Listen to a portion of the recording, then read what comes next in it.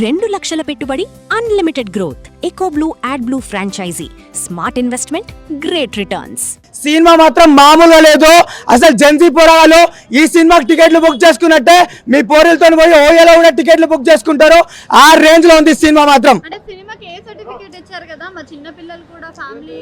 చిన్న పిల్లలు పేరెంట్స్ ఎవరు రాకండ్రా బాబు, మీకు దండం పెడతా. మంచాలు ఇరిగిపోయే సీన్లు ఎక్కువ ఉన్నాయి.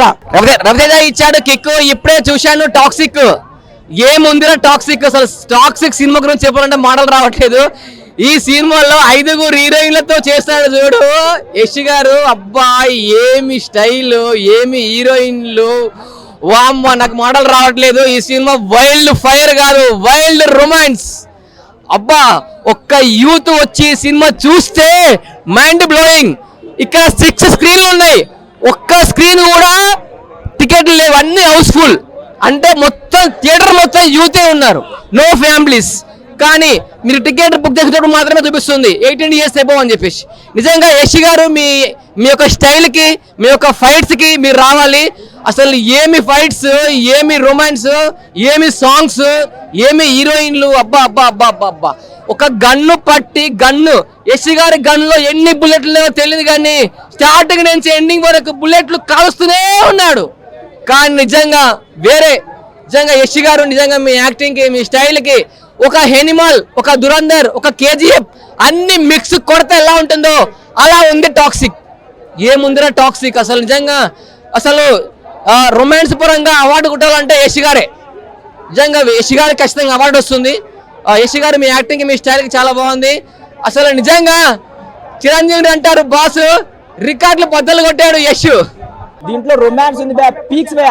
అసలు ఎవరు ఎక్స్పెక్ట్ చేయలేము నాయన. యష్ నా కొట్టు కూడా పోతూనే ఉంటాడు.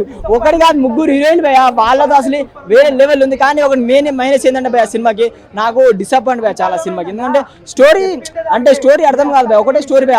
ఫస్ట్ అర్థమైపోతుంది. హీరో ఏంటంటే వాళ్ళ అక్క మాట నిలబెడుతుంది. హీరో మాఫియా డాన్ కావాలనుకుంటాడు, అందరినీ చంపుకుంటూ పోతాడు. అంటే ప్రతి సీన్ ఎలివేషన్ వేరే లెవెల్ భయ. చంపుకుంటాడు, ఇక ప్రతి ఒక్క ఏడాదిలో చంపుకుంటారు, కాల్చుకుంటారు, 1000 మందిని చంపుకుంటూ పోతాడు. మెయిన్ ఏంటంటే ఆ సినిమాలో నైనతార వాళ్ళ అక్క, ఆయన అక్క మాట నిలబెట్టాలని ఒక డాన్ కావాలనుకుంటాడు భయ. సినిమాలో డాన్ అయింది భయ, డాన్ అవుతాడు, అందరిని చంపుకుంటూ పోయి లాస్ట్ డాన్ అవుతాడు భయ. అదే స్టోరీ భయ.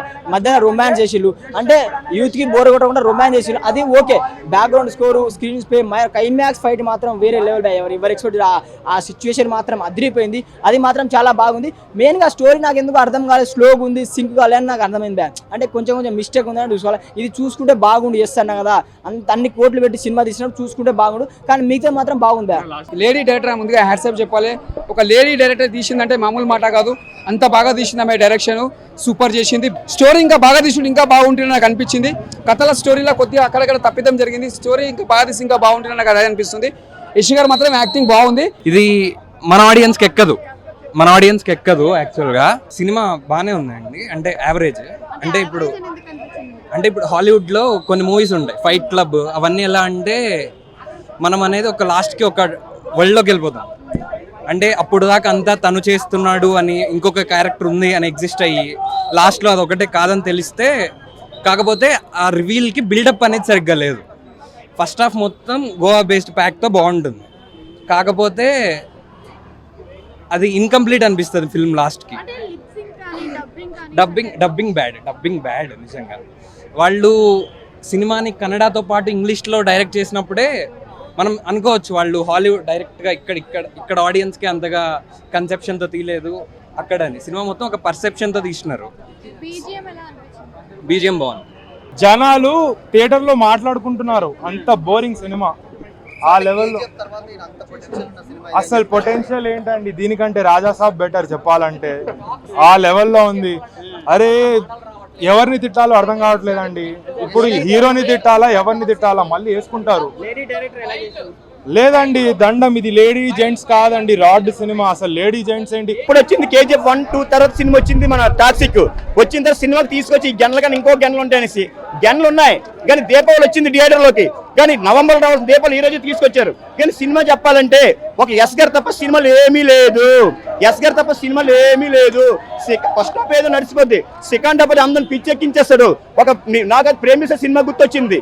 ఆ సినిమాలో హీరో పిచ్చి అయిపోతాడు హీరోయిన్ కోసం. ఈ సినిమా కోసం మీ సినిమా పిచ్చాను కదా, సినిమా కోసం పిచ్చి వచ్చాం, మమ్మల్ని పిచ్చెక్కించారు ఈ సినిమా చూసిన తర్వాత. మన దిల్ రాజు గారు ప్రొడ్యూసర్ గారు మరి ఏ సినిమా స్టోరీ చూసి ఈ సినిమా 120 కోట్లు కొన్నారో తెలియదు కానీ సినిమా మాత్రం ఏం బాగోలేదు భయ, నిజంగా చెప్తున్నాను. ఈ సినిమా ఎస్ గారు ఎక్కడో ఊహించుకున్నాను, అది మాత్రం లేదు భయ. నిజంగా ఒక సినిమాలో ఎస్ గారు యాక్టింగ్ తప్ప ఈ సినిమాలో ఏమీ లేదు. సినిమా చూసే కొద్దీ ఎప్పుడు డిఆర్ నుంచి బయటికి వెళ్ళిపోదాం అనిపించింది తప్ప కానీ సినిమాలో కూర్చొని ఇంకో నెక్స్ట్ ఏం జరుగుతున్న ఆలోచన మాత్రం సినిమాలో లేదు. నిజంగా చెప్పాలంటే ఒక లేడీ డైరెక్టర్ సినిమా తీశారంటే ఏదో నేను అనుకున్నాను ఎంత బాగుంటుంది అనేసి. ఈ సినిమా తీశారు పర్లేదు, ఓకే చూడడానికి మాత్రమే. సినిమా అంత పెద్ద హిట్ మాత్రం కాదు. సెకండ్ హాఫ్ అంత లాంగ్ అవసరం లేదు సినిమాకి. నిజంగా చెప్పాలంటే ఈ సినిమా యావరేజ్ గా చూడాలి. ఈ సినిమా మాత్రం ఒక హీరోని ఎస్ గారిని మాత్రం హైలైట్ గా చూసుకుని వస్తే మాత్రం సినిమా ఓవరాల్ గా పర్లేదు. మనం ఏదో కేజీఎఫ్ 2 అనుకుని వస్తే మాత్రం ఎవరు ఆ విధంగా మాత్రం సినిమా చూసి వెళ్ళలేరు. సినిమా మాత్రం యావరేజ్ గా ఉంది సినిమా అంతే. రొమాన్స్ ఎందుకు నచ్చదు బ్రో? పిచ్చే కోసుకుంటాం కానీ తీసే పద్ధతి ఉండాలి. ఫ్యామిలీతో వచ్చి చూడాల్సిన మూవీకి రొమాన్స్ పెట్టకూడదు. అయినా అంతమంది రొమాన్స్ చేస్తే చండాలంగా ఉంటుంది. లేడీస్కి ఏమంటారు, బిచ్ అంటారు కదా, ఈ వేరే పదాలు వాడతారు. ఒకరితోనే పెట్టారు. హీరోయిన్కి ఏ అర్థం దేనికి పెట్టుకున్నారు? 9 అక్క క్యారెక్టర్ చేయాల్సిన అవసరమే వచ్చింది. చండాలం సినిమాలో 0-0-0-0-0. నయనతారని ఎందుకు పెట్టారు అనిపిస్తుంది. ఆ సినిమాని నయనతారని పెట్టి ఓడుకోకపోతే ఇలాగే ఉంటది. హీరోని పెట్టిన తర్వాత వాడాలి. నయనతార అసలు సినిమా ఎప్పుడు స్టార్ట్ అయింది ఎప్పుడు ఎండ్ అయిందో తెలియట్లేదు కదా. అసలు నాకే కాదు 2500 మంది సినిమా చూసారు, ఒక్కరు కూడా క్యాప్స్ కొట్టలేదు. అంటే ఎవరికి అందరూ డిసప్పాయింట్. అసలు అర్థం అవ్వట్లేదండి సినిమా. ఎప్పుడు అంటే గన్నలే పేలుస్తున్నారు. బిల్లా సినిమాలో కూడా ఫైట్లు ఉంటాయి. బిల్లా అందరికి అర్థమవుతుంది. చాలా సినిమాల్లో ఫైటింగ్ ఉంటుంది, అర్థమవుతుంది. కానీ ఇందులో అర్థమవుతుంది కదా సినిమా. అసలు ఎప్పుడు స్టార్ట్ అయింది ఎప్పుడు ఎండ్ అయింది? క్లైమాక్స్ ఏంటో డాడీ అంటాడు, పరిగెడతాడు, సర్కస్ అంటాడు, వస్తాడు. ఏందా సినిమా? అంటే సినిమా యశ్ గారి సీన్స్ బాగున్నాయి, యశ్ గారి యాక్టింగ్ బాగుంది, యశ్ గారి ఫైటింగ్ స్కిల్స్ బాగుంది, అవన్నీ బాగున్నాయి. కానీ స్టోరీ మాత్రం స్క్రీన్ ప్లే మాత్రం అసలు వరస్ట్ ఉందన్న. అంటే అసలు ఎక్కడి నుంచి ఎక్కడికి వస్తుందో తెలియదు. క్యారెక్టర్ ఇంట్రడక్షన్స్ కూడా చాలా క్యారెక్టర్లు ఉన్నాయి, ఆ ఇంట్రడక్షన్స్ కూడా సరిగ్గా లేవన్న నిజంగా. అసలు అంటే 400 రూపీస్ మూవీ అనమాట, 400 రూపీస్ టికెట్ ఎందుకో తెలియదు, వేస్ట్ నిజంగా. అసలు అంటే స్టోరీ కానీ స్క్రీన్ ప్లే కానీ అసలు ఎవరికి అర్థం కూడా కాదు. అలాంటి సినిమా ఎందుకు తీస్తారో తెలియదు, ఏం అసలు అంటే సమాజానికి ఏం మెసేజ్ ఇస్తారో తెలియదు.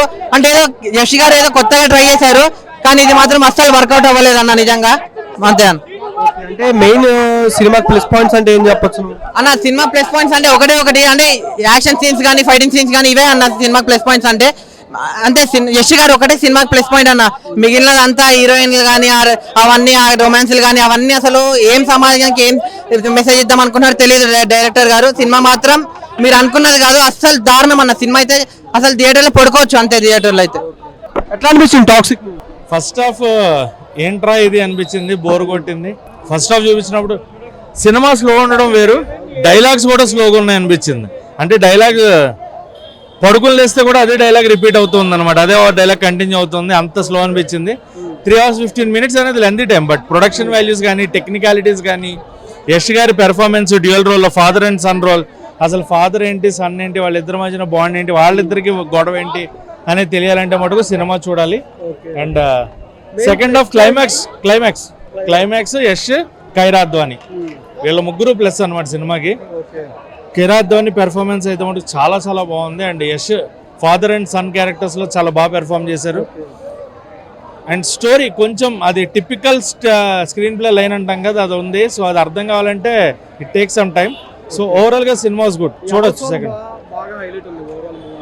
ఓవరాల్ మూవీలో యశ్ వన్ మ్యాన్ షో. ఆయన లవ్ స్టోరీస్ చూసాం కానీ ఇలాంటి ఒక క్యారెక్టర్లో రుక్మిణిని ఎప్పుడు చూడలేదు కాబట్టి రుక్మిణి క్యారెక్టరైజేషన్ చాలా కొత్తగా అనిపిస్తుంది. And Yash one man show and Kiara Advani ఆమె ది బెస్ట్ ఇచ్చారు సినిమా కోసం. బట్ ఓవరాల్ స్టోరీ కొంచెం టిపికల్ ఆ స్క్రీన్ ప్లే లైన్ తోటి వచ్చింది కాబట్టి నాకైతే అంటే కొంచెం లెంత్ తగ్గించి ఇంకేమన్నా బెటర్మెంట్ క్లైమాక్స్కి ఇంకేమన్నా చేస్తుంటే, క్లైమాక్స్లో వచ్చి ట్విస్ట్ బాగుంటుంది కానీ యాక్షన్ ఎపిసోడ్ కొంచెం అర్థం అవ్వాలంటే మినిమం డిగ్రీ అంటారు కదా, అది ఒకటి ఉండాలి. టాక్సిక్ మూవీ చూసినాడు ప్రతి ఒక్కడికే బయటకు వచ్చిన తర్వాత ఒకటే అనుకుంటారు, ఎందుకు వచ్చారో ఆ సినిమా కనిపిస్తుంది అనమాట. సీన్స్ అర్థం కాదు, ఆ స్టోరీ లైన్ అర్థం కాదు. ఫస్ట్ హాఫ్ అంటారా ఏదో ఫస్ట్ 1 hour కదా, హాఫ్ అన్ అవర్ కదా, 1.5 hour కదా భరించుకుంటూ చూస్తాం. నయనతార గారు, యశ్ గారు మధ్యలో ఆ ఫైట్ సీన్స్ కొంచెం ఇంట్రెస్ట్ కానీ కాదు, వచ్చినందుకు చూడాలి కదా అన్నది అయితే అనిపిస్తుంది. ఇంటర్వల్ బ్లాంక్ కొంచెం బాగానే అనిపిస్తుంది. ఫైట్ లేడీస్ తో ఫైట్ ఉంటుందన్న, అదైతే బాగా అనిపించింది. ఇంకా సెకండ్ హాఫ్ వచ్చేప్పటికి ఏమన్నా దండారా బాబు నీకు, నిజంగా దండ ఎటు నుంచి ఎటు వెళ్ళిపోతుంది, ఏ స్టోరీ ఎక్కడికి వెళ్ళిపోతుందో కూడా తెలియదు. ఇంకా లాస్ట్ 20 నిమిషాలు అయితే ఆడు పిచ్చోడు అవడం కాదు, మమ్మల్ని పిచ్చోడు చేసాడు నిజంగా. థియేటర్ లో నుంచి ఎప్పుడెప్పుడు వెళ్ళిపోదాం అన్నంత ఫీల్ అయితే తెప్పించేసింది. 3 గంటల 10 నిమిషాలు 20 నిమిషాలు ఉంది సినిమా. నిజంగా నెడివి waste, screenplay waste, story line ఏమీ లేదు సినిమాలో. గీతా మోహన్ దాస్ ఏమనుకుని తీసారో నాకు అర్థం కాదు, కానీ యశ్ అయితే ఉన్న ఇమేజ్ తగ్గించుకోవడం అయిందన్న సినిమాని తీసుకుని. నిజంగా సిగ్గుచేటు ఇలాంటి సినిమాని తీసుకుని. ముఖ్యంగా జాలపడవలసింది ప్రొడక్షన్ వాల్యూస్ చాలా అంటే చాలా బాగున్నాయి. నిజంగా 30% కూడా రికవర్ చేద్దాం లేదు తెలియదు, కానీ హాలీవుడ్ రేంజ్ లో డిఓపి కానీ సెట్స్ కానీ విఎఫ్ఎక్స్ కానీ అన్ని కూడా చాలా బాగా అనిపించినాయి. హాలీవుడ్ రేంజ్ లో అనుకున్నారు సినిమాని, అనుకుని తీశారు. కాకపోతే ఎవరికి అర్థం కాదు సినిమాని అయితే మాత్రం. మీరు 300 పెట్టుకున్నారు, 400 పెట్టుకున్న సినిమాకి అయితే టోటల్ అమౌంట్ వేస్ట్. ఓటీటీలోకి వచ్చిన తర్వాత ఒకసారి చూడడం ఇబ్బందిగా అనిపిస్తుంది.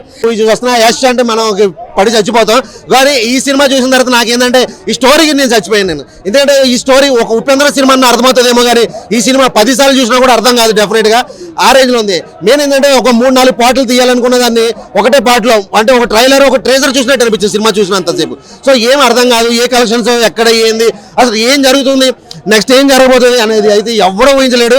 నాకు తెలిసి ఒక ఉపేంద్రనే తీయగలరు ఇలాంటి సినిమాలు అనుకున్నారు కదా. ఇప్పుడు మేడం కొత్తగా వచ్చినట్టున్నారు, మోహన్ దాస్ మేడం. సో ఉపేంద్రకి పోటీ ఇవ్వడానికి అయితే మాత్రం పర్ఫెక్ట్ గా ఉంటుంది. కానీ ఇలాంటి సినిమాకి యశ్ను పెట్టుకుని కేజీఎఫ్ ఒక రేంజ్ సినిమా హీరోని ఈ సినిమాలో పెట్టడం అనేది నాకైతే కొంచెం చాలా బాగా అనిపించింది అన్న. సో ఆమె ఉపేంద్ర ఫేవరెట్ అయి ఉండొచ్చు, ఉపేంద్ర గారి సినిమాలు చూసి ఇన్స్పిరేషన్ అయి ఉండొచ్చు. సో ఈ సినిమా కూడా అలాగే అనిపించింది నాకు. ఎందుకంటే అసలు స్టోరీ ఎందుకు తీసుకున్నారు, ఆ స్టోరీ, స్క్రీన్ ప్లే, డైరెక్షన్ ఏది బాగాలేదన్న. నిజంగా ఒక ఫైట్స్ మాత్రం ఫైట్ మాస్టర్ కి చెప్పుకోవాలి. ఈ మేడం క్రెడిట్ ఏం లేదు, ఫైట్ మాస్టర్ క్రెడిట్. అటు కాస్ట్యూమ్ మన యశ్ని చూపించే విధానంలో కాస్ట్యూమ్ డిజైనర్ ఎవరైతే ఉన్నారో వాళ్ళకి క్రెడిట్, కానీ సినిమా స్టోరీకి, డైరెక్షన్ కి, స్క్రీన్ ప్లేకి ఏమీ లేదు. అటు మెయిన్ ముఖ్యంగా చెప్పుకోవాలంటే ఎక్కడెక్కడికో తీసుకెళ్లిపోయారు లొకేషన్స్, సిఈజీ మొత్తం వేస్ట్ అన్న, వేస్ట్.